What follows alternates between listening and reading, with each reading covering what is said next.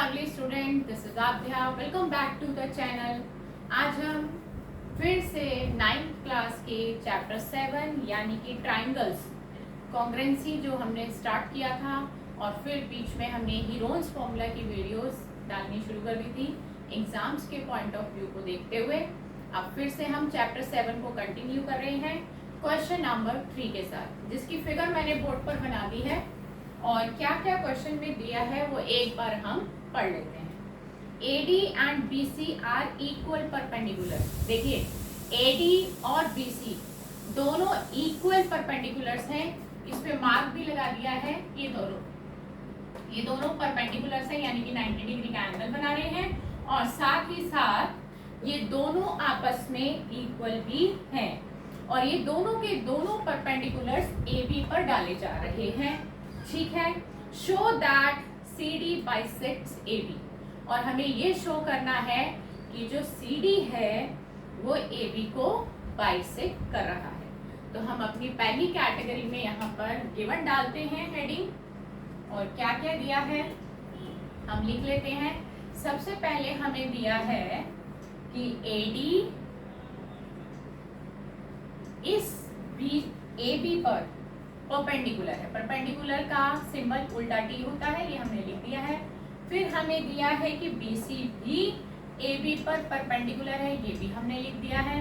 और थर्ड और आखिरी पॉइंट हमें ये दिया है कि AD और BC आपस में इक्वल है।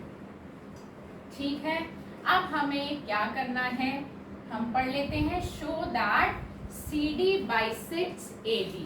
देखिए बाइसेक्ट्स का मतलब होता है दो इक्वल पार्ट्स में डिवाइड करना। ठीक है, CD बाइसेक्ट्स AB, ये हम डालेंगे टू प्रूफ में। CD bisects AB means CD AB को दो बराबर पार्ट्स में डिवाइड करा, यानी कि AB के दो बराबर टुकड़े हो रहे हैं और वो हैं AO और BO। यानी कि ये हमें प्रूफ करना है, that is AO is equal to BO हमें इक्वल दिखाना है। अब आप प्रूफ देखिए कि हम इसको कैसे प्रूफ करेंगे।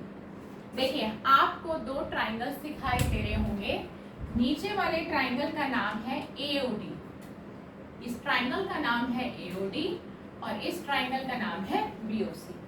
मैंने पहले भी आपको बताया था जब भी हमें ट्राइंगल्स कॉन्ग्रुएंट करने होंगे ऑर्डर का खास ध्यान रखना पड़ेगा। हमने अगर इस ट्राइंगल का नाम AOD लिखा है तो दूसरे ट्राइंगल का नाम क्या होना चाहिए। देखिए A जहाँ 90 डिग्री का एंगल बन रहा है वहां से स्टार्ट किया, तो यहाँ पे हम B से स्टार्ट करेंगे। A से O को गए तो B से भी O को जाएंगे, O से फिर D को गए तो यहाँ O से C को जाएंगे। तो ये दो ट्राइंगल हमें कॉन्ग्रुएंट करने हैं।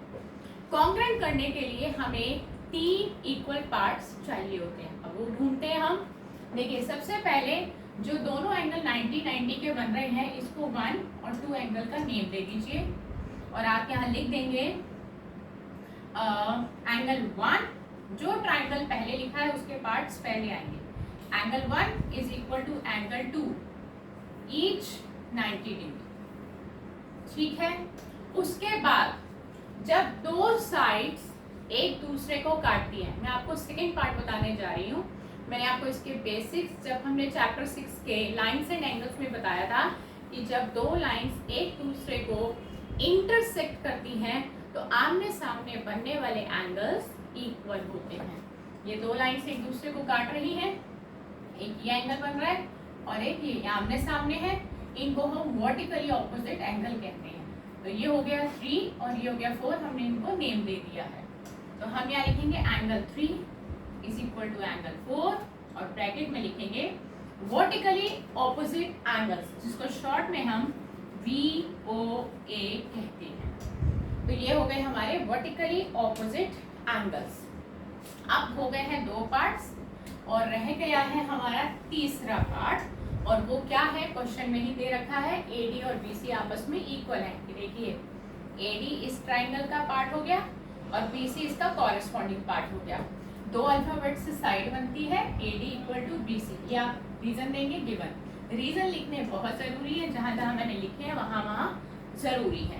3 पार्ट्स हो गए, ट्राइंगल कॉन्ग्रेंट हो गए, देयरफॉर ट्राइंगल एओडी कॉन्ग्रेंट का सिंबल बनाया, एओडी ट्राइंगल, अब एंड की जगह कॉन्ग्रेंसी का सिंबल आ गया, ट्राइंगल पीओसी, दोनों ट्राइंगल कॉन्ग्रेंट हो गए। लेकिन कौन सी कॉन्ग्रेंसी से, उसको मेंशन करना जरूरी है। देखिए हमने लिया था एंगल, एंगल और साइड, साइड बीच की नहीं थी, 2 एंगल और एक साइड लेने पर ये दोनों ट्राइंगल कॉन्ग्रेंट हो रहे हैं, बट साइड बीच की नहीं है, साइड अलग से है। 2 एंगल्स जहाँ लिए जा रहे हैं उनकी बीच की साइड ये बनती है, बट ये इक्वल नहीं दी हुई, तो हम यहाँ पर कॉन्ग्रेंसी कौन सी लेंगे, angle angle side, bye angle angle side कॉन्ग्रेंसी rule, ये हमारा कॉन्ग्रेंट हो गए इस कॉन्ग्रेंसी से।